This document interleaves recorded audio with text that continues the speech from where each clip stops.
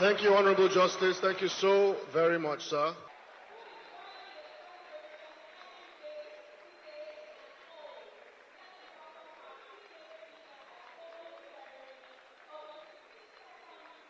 A lover of language, a lover of words. And I like to descriptive has often been used in a negative sense. So we have many primary school teachers who have reprimanded students for being disruptive in class. Traditional synonyms for disruptive include troublesome, disorderly, unsettling, troublemaking. But today, disruptive has taken on a more positive and perhaps even a trendy connotation. It now tends to mean innovative and original, especially concerning technology and access to information. Troublesome and innovative. They might seem opposed to each other, but I would argue that these two understandings of disruptive can be applied to the Nigerian Bar Association. So, troublesome. Many people who have abused their positions of power in Nigeria would describe the Nigerian Bar Association as troublesome. To me, this is worthy of applause.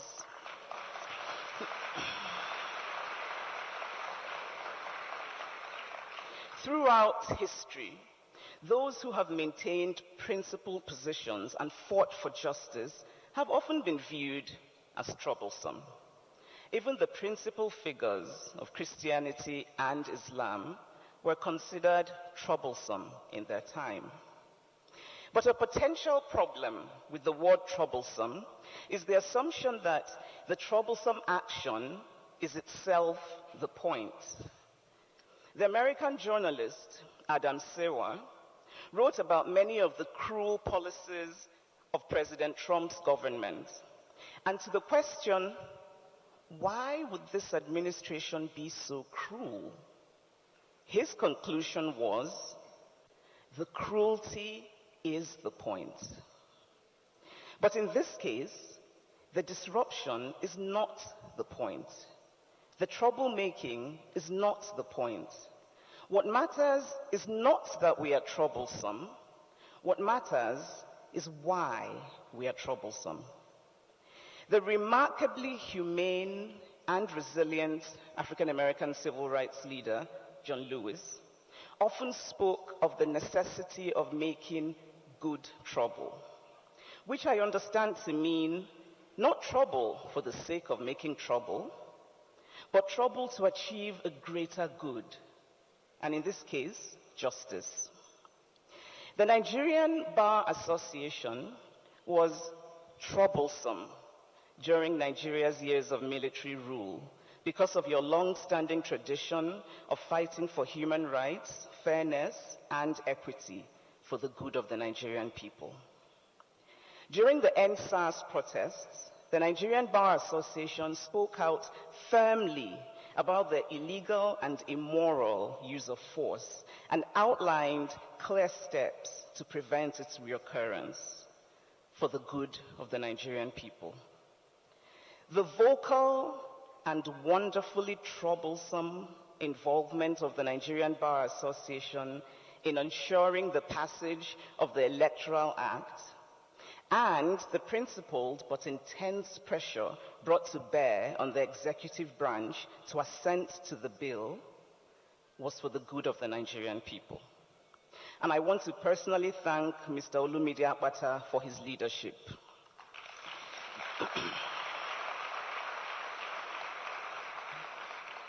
Because actions like these reverberate and inspire others and make us see that it matters that we take a stand. We are starved of heroes in this country. So many young people are hungry for figures that they can look up to, for examples of integrity. One of my Nigerian heroes is Dr.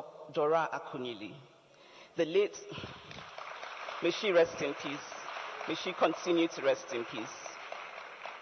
The late former Director General of NAFDAC, who was also considered troublesome. Troublesome meant that she, among other things, fought the importation of fake drugs into Nigeria, that she tackled the substandard status quo of the food and drug industries, and by so doing, she saved and changed many Nigerian lives. The Nigerian legal profession is in a unique position to give us more heroes. Heroes are not angels. Heroes are not perfect human beings. Heroes are beautifully flawed. They believe in trying. They choose hope. They reject cynicism. Heroes understand that heroism is like yoga or like many other forms of physical training.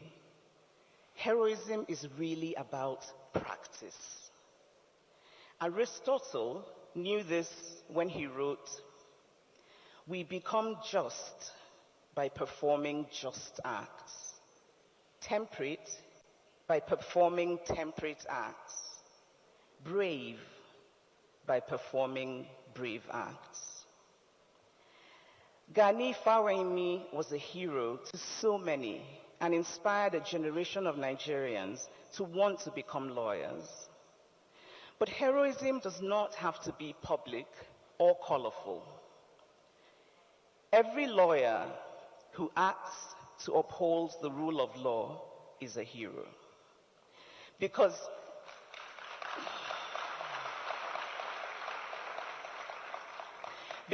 the truth is that this country is in utter disarray. As Igbo people say, Ifa Maropolo, things are not standing well. Life is hard and getting harder for a vast majority of Nigerians. We must save the soul of our nation. And we cannot save the soul of our nation without the rule of law. We are blighted by insecurity all over this country. From Anambra State, my home state, where people are worried about holding traditional marriage ceremonies, to Kaduna State, where people are reluctant to be out on the roads. But insecurity is really a fundamental problem of the failure of the rule of law. It can sometimes seem hopeless. It can feel as though the Nigerian rot is too deep, and one can sometimes wonder why we should even bother to try to effect some positive change. But we know we can change things, no matter how small. We know that the beginning of a bold transition can sometimes take just one person. The digitization of law records in some parts of Nigeria, too few parts of Nigeria, have often been because of the decision of one person and has resulted in massive benefits for many people. The fact, for example, that all land registry issues are in a digital directory and precedents can easily be researched increases the possibility of delivering real justice, especially to those who are economically disadvantaged. And so, the fact that something is difficult or unlikely is not a reason not to try. As the Swiss poet Hermann Hesse wrote, so that the possible can come into being, the impossible has to be attempted again and again. A bold transition cannot begin with the premise of pessimism. It must embrace audacity, the audacity of being both troublesome and innovative. I have had the distinct pleasure of being called troublesome. And because sarcasm can often be lost in speeches of this sort, I think I should clarify that I use the word pleasure sarcastically. Because, of course, it is never enjoyable to be called troublesome or controversial or provocative. At least it isn't enjoyable to me. I have never set out to provoke for the sake of provoking, because not only do I think that it is quite a juvenile way of being in the world, but it isn't my nature. However, I refuse to silence myself for the fear that I might inadvertently provoke. What guides me in general is never the question, will this attract criticism? But rather, the question, is this true? Do I truly believe this? And will this potentially result in a greater good? It has always been important to me to say what I believe, to speak up for causes I feel strongly about, to call out injustice. Because I know that, and I will tweak the words of our great icon, Professor Wole Soyinka, the woman dies in all who keep silent in the face of tyranny.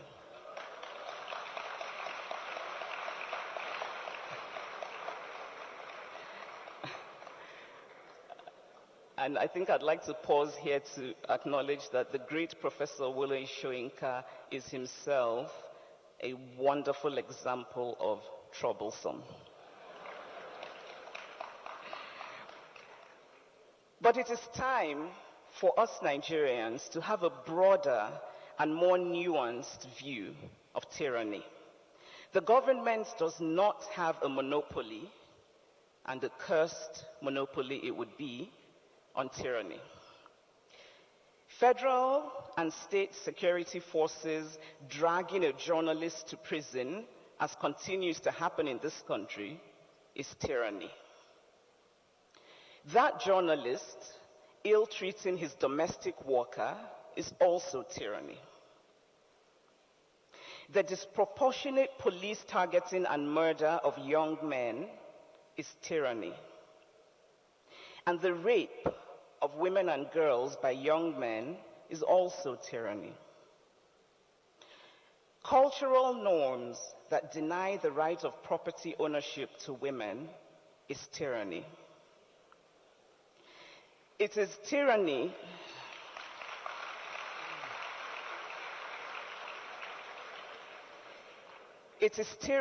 when state governments do not pay pensioners until those pensioners slump and die as broken people. The physical harassment of lawyers and some judges is tyranny. And the use of the law by the rich to subjugate the poor is also tyranny.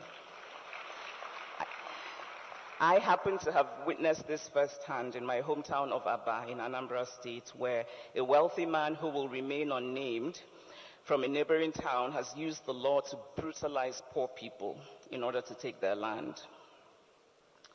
And so, in this context of a more nuanced understanding of tyranny, please permit me to tell you a personal story. About 2 years ago, I gave a press interview in which I said that the Catholic Church in Nigeria had become too much about money. Any honest-minded person knows this is true. It is flagrantly, self-evidently true in so many churches all over this country. And the point of calling this out is so that church leaders might curtail this unchristian practice, which is driving people away from attending services.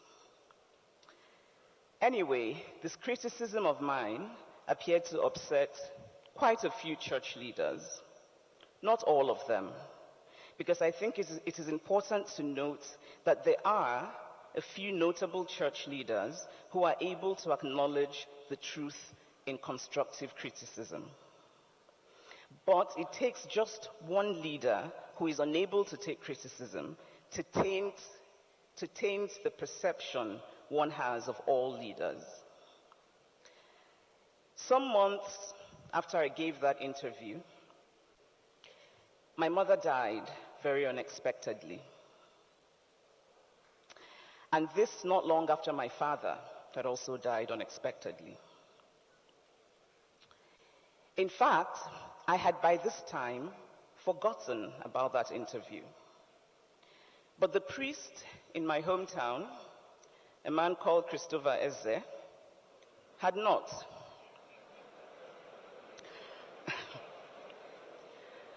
And so at my mother's funeral, while my siblings and I sat in the front pew, our minds still in disbelief and our hearts broken with grief, this priest began to crudely and verbally attack me for daring to criticize the church. Later, his bishop, his superior, who apparently was also upset that I had dared to criticize the church for being materialistic, supported this priest. I spoke privately to a number of Catholics I respected about this incident, the sort of people who speak out boldly about government corruption. And I was struck by how quick all of them were to tell me, "Don't talk publicly about this. Don't go public." A friend, who is no longer a friend, who is also very outwardly religious, told me that he would take me so that we could go and beg the bishop, so that the bishop would reprimand the priest, but quietly, behind closed doors, hush, hush, hush, for the sake of peace. But I was not asking for peace. I was asking for justice.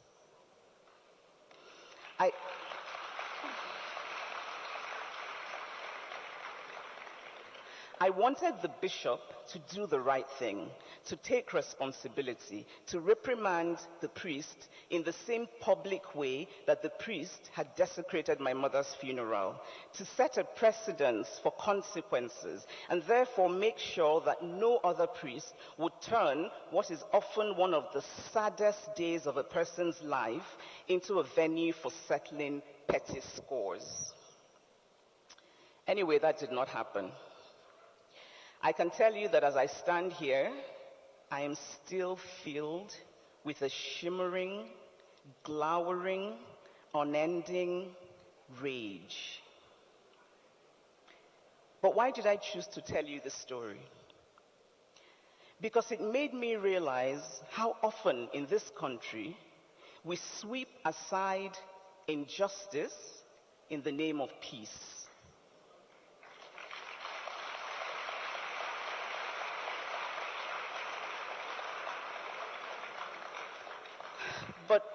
But it is always a fragile and hollow peace. Because as long as we refuse to untangle the knots of injustice, real peace cannot thrive. And so in the name of peace, we say things like, okay, just leave it. Okay, it's enough now. Okay, it was very bad, but you should just stop talking about it. Okay, just manage it now, we don't do. And by saying these, we continue to make mediocrity our norm. We fail to hold leaders accountable, and we turn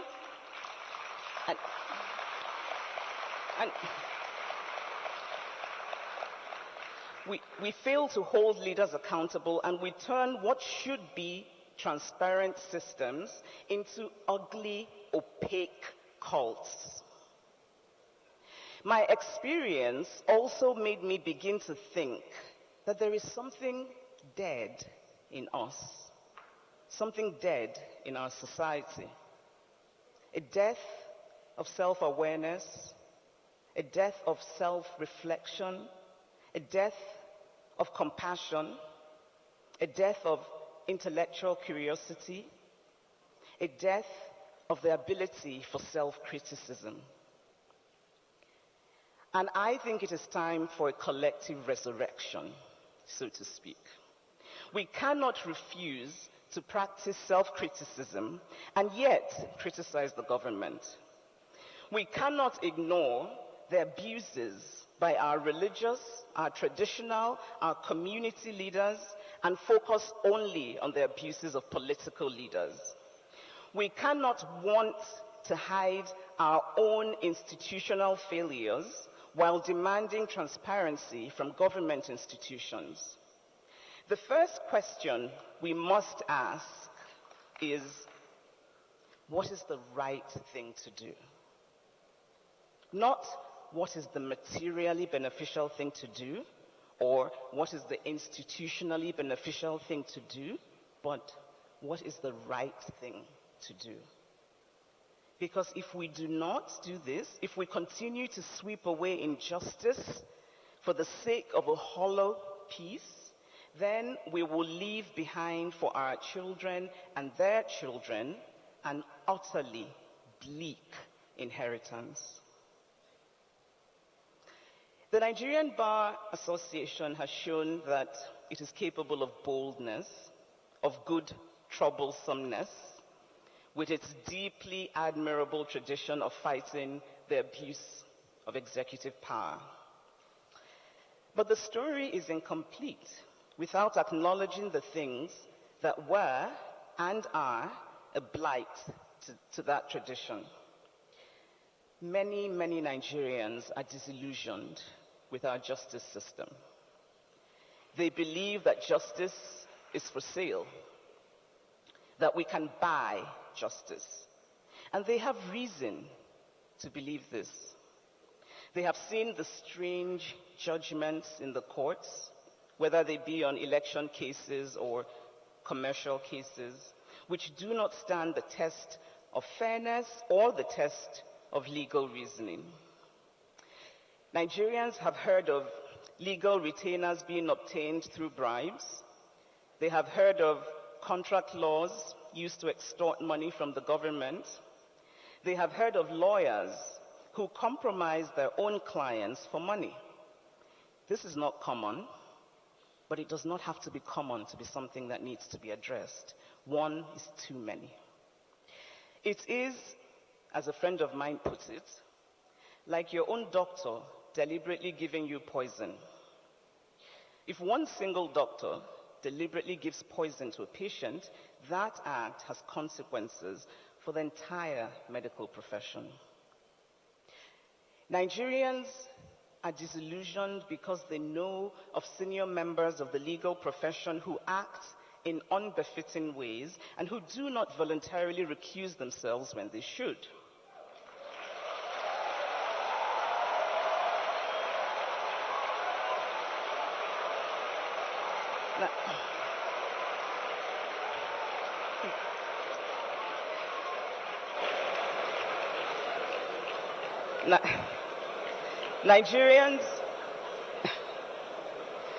Nigerians are disillusioned. It appears that many lawyers here identify with that. Bravo. Nigerians are disillusioned because they know of the decline of professionalism in some sections of the legal profession.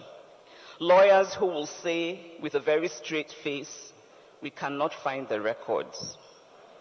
As if records magically grow wings and fly into the sky. And linked to this lack of professionalism is also the lack of consequences. If records routinely disappear and nothing happens to those responsible, then of course records will continue to grow wings and fly into the sky. Cleaning the tarnished parts of a system ultimately make the whole system more credible. As the Nigerian Bar Association continues to challenge the abuses of power, it is also important to turn inwards and reflect on how to avoid being co-opted structure of the abuse of power. It seems to me that a bold transition that feels very urgent today is that of simplifying legal procedures to make the wheels of justice run more efficiently. Legal procedures should be simpler, shorter, cheaper. We deny justice when we delay justice, and victims deserve the emotional benefits of closure as soon as possible. Technology is making everyday life more efficient. So today in Nigeria, we're streaming Nollywood films on Netflix. We're having family arguments on WhatsApp groups. And it feels like a huge anomaly to continue to rely on hastily handwritten notes in court proceedings.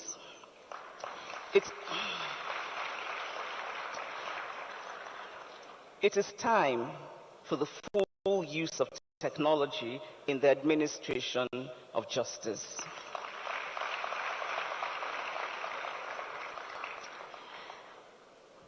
As Nigerians, many of us are familiar with what I like to call a patriotic shame, which is a shame that comes from a mix of love for our country and intense frustration at its staggeringly unfulfilled potential.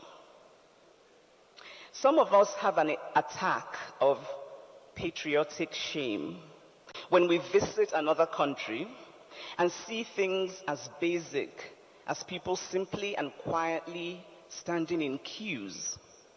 And we compare it to the unnecessary chaos of our public life.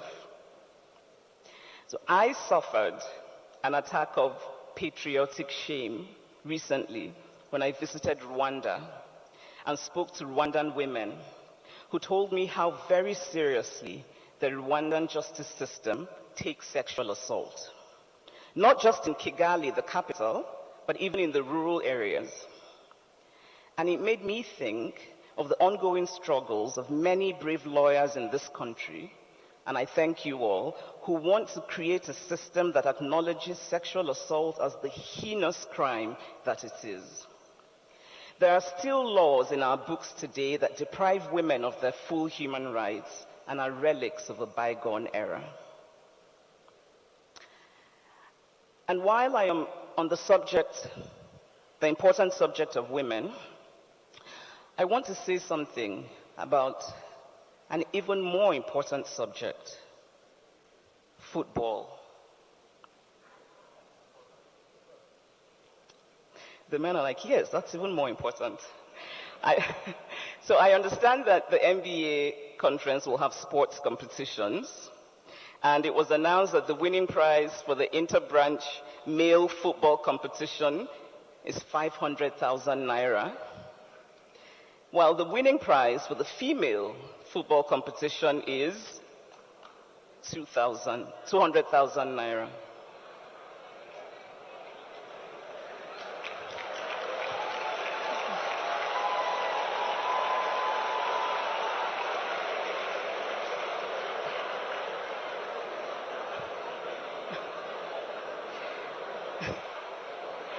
I cannot think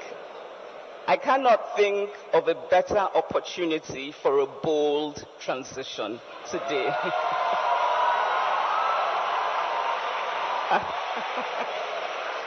And so, I understand all the justifications.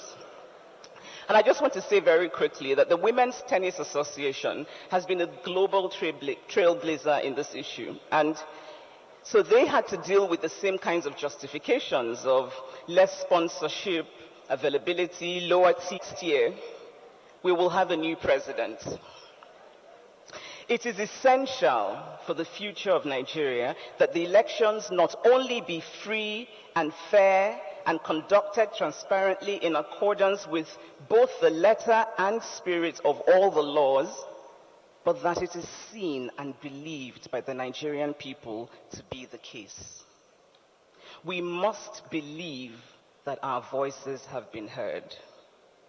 I know that the Nigerian Bar Association has been actively involved as an election observer, working with civil rights organizations, but your role in the upcoming elections will be critical, both in practical ways, such as you're already doing, but also legally in the court cases that inevitably follow elections in this country, although we hope that this will not be the case this time.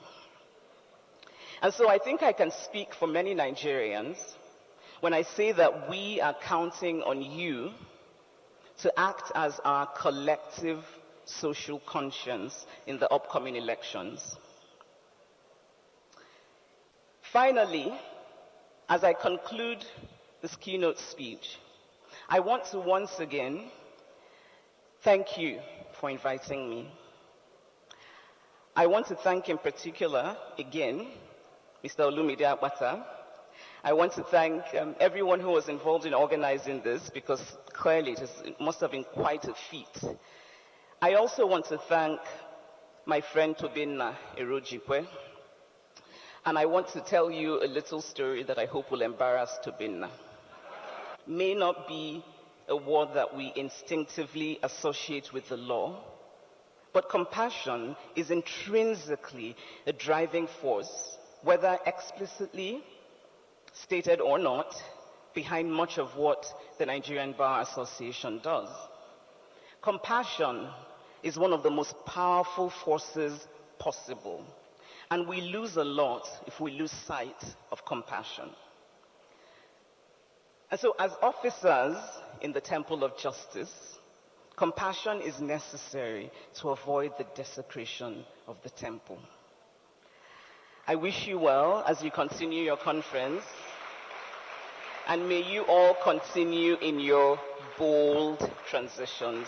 Thank you for having me. Thank you very much. Thank you very much.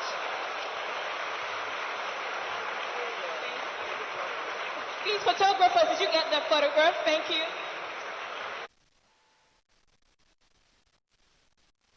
Impose ourselves in this picture right away. This might get blocked.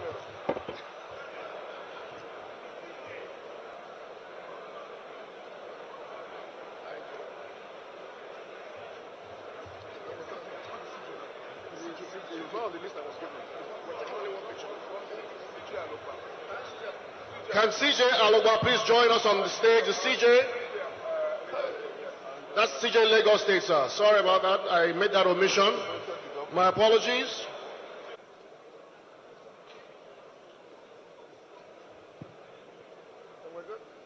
All right, thank you so very much, gentlemen of the press. Can we take our seats? Yes, please, let's go back to our seats, everybody. People.